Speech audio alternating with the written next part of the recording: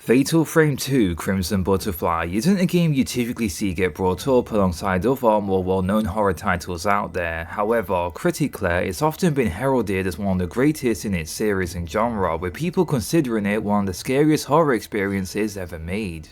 It's a game about loss, isolation, fear of the unknown, and all those other paranoid thoughts in between. Today, let's take a look back on this underrated gem from the golden age of horror and discuss why Fatal Frame 2 is still an excellent experience that is well worth going back to despite its small following.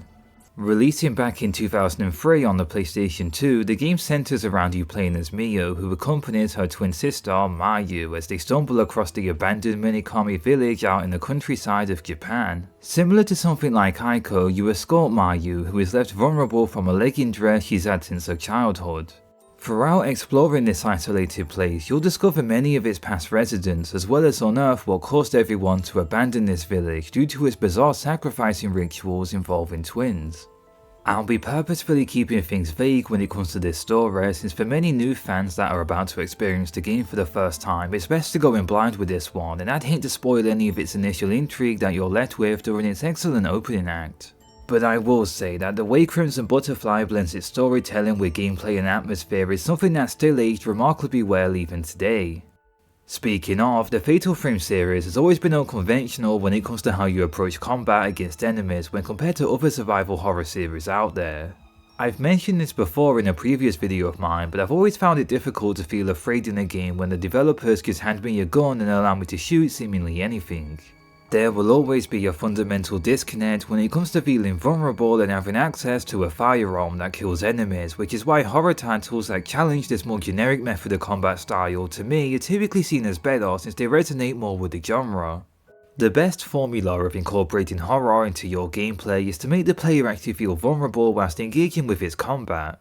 The iconic Camera Obscura is an excellent example of this. Rather than feeling powerful by wielding a shotgun or baseball bat, the Camera Obscura forces you to look directly at the apparitions that you encounter before exercising them into the great beyond.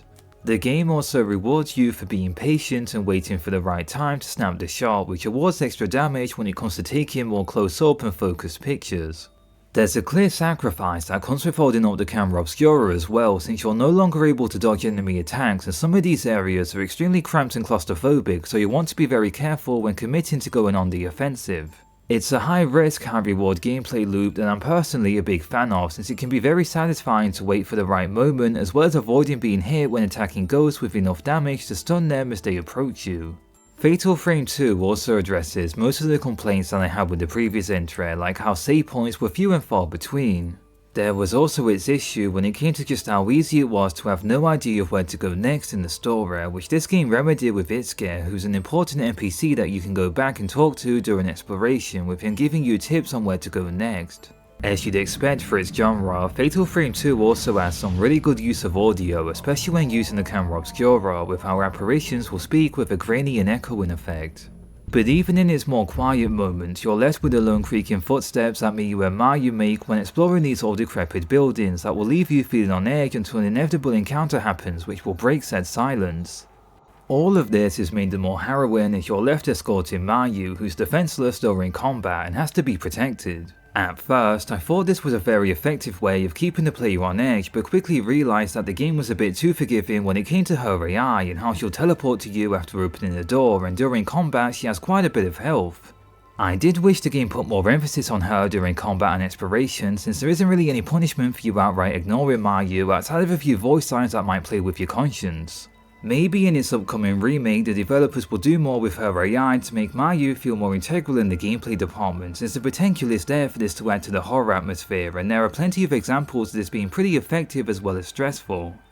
Other ways that Crimson Butterfly is effective at horror is how it incorporates the fixed camera perspective, which tells its own story with these detailed environments that feels like a director has perfectly aligned every shot to keep the game feeling scary as if your every step is being watched. Fixed cameras often get undeserved hate in certain titles for how they can obscure your view or feel disorientating, with most people seeing them as a technical limitation of the 5th and 6th generation of consoles. However, when done well like in Fatal Frame 2, that lack of control over the game's camera can only elevate its atmosphere and feel cinematic. You can tell it was done very deliberate here to play to the system's strengths that it was designed for. Sometimes less is more, and less control of the game's camera allows for these more detailed environments that could easily lose their effective atmosphere if you could freely look about the place, which is a point we'll be discussing more later on in this video.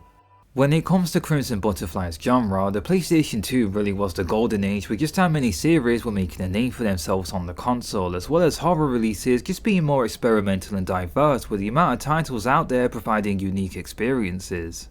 Most high-profile releases that have come out in recent years have been remakes from this era, since in all honesty there was just so many masterpieces that came out back then that haven't really been topped since. But that's a topic for another day. During the early days of the horror genre for video games, a lot of what came out at the time were primarily based in the US, like with Silent Hill and Resident Evil. But where Fatal Frame as a series stood out from its peers is how it delved more into the isolated, lonely and twisted side of horror, having these games be set in the Japanese countryside away from civilization. Crimson Butterfly in particular uses this theme into its advantage by showing what can happen when a small group is detached from society as a whole and how they can become paranoid and establish cults that can only feed our horrifying imagination.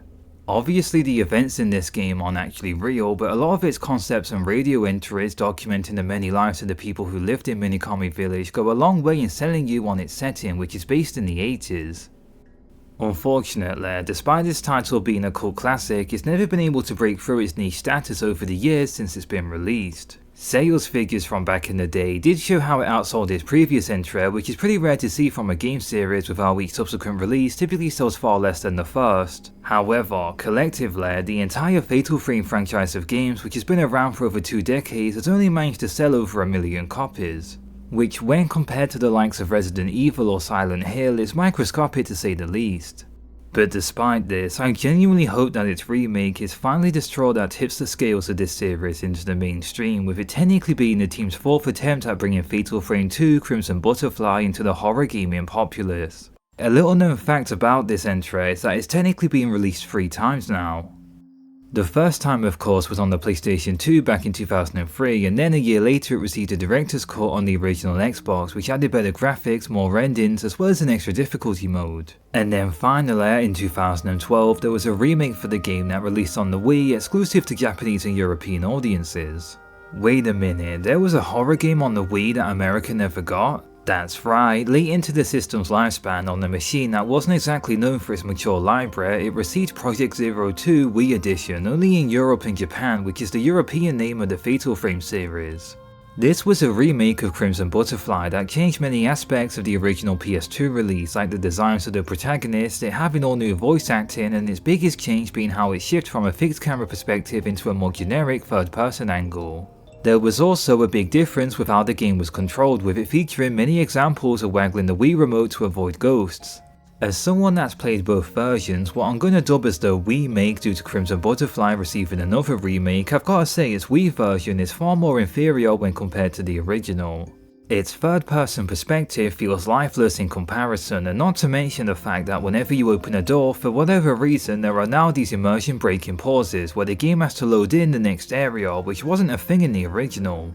When going into its remake, I thought that its controls would have been better on the Wii, since its unique point of functionality with the IR sensor sounds perfect to control the camera and have it feeling more immersive. But for some baffling reason, they went with using the Wii Remote's gyro instead, which is far less responsive than just pointing at the screen. Not to mention, this is the original Wii Remote's gyro, not the Motion Plus's, so it's pretty bad, but thankfully you can lock on to avoid using the controls altogether, but that kinda feels wrong since the camera focused combat is very much a part of this series' unique appeal. Speaking of, some of its new gameplay additions for the Wii make is also way more hand-holding. Like how whenever you collect a key, a slow map animation will play telling you exactly where to go next. Usually I don't mind this kind of thing, but Crimson Butterfly doesn't need this, especially with how the already fixed issue of getting lost with talking to Izuka, so this also feels like a pointless addition. On top of that, they also have Mio talk to herself now to give the player even more hints when it comes to exploring. Speaking of, the voice acting in the Wii edition is also something I'm a bit mixed on. The original dub gave Miyu and Mayu American accents, but their tone felt more fitting for a horror game with how airy and emotive they were. Whereas the Wii make opted to give them British accents with their vocal direction coming off as a bit more blunt and emotionless, which can make them sound less afraid. I'll play an example of this here. Someone was calling me, telling me to come back. and perform the ritual again. The ritual? Stay with me forever and ever. Of course, we promised. For now, let's get out of here. Someone called to me. They told me to come back. They said the ceremony must take place once more. The ceremony?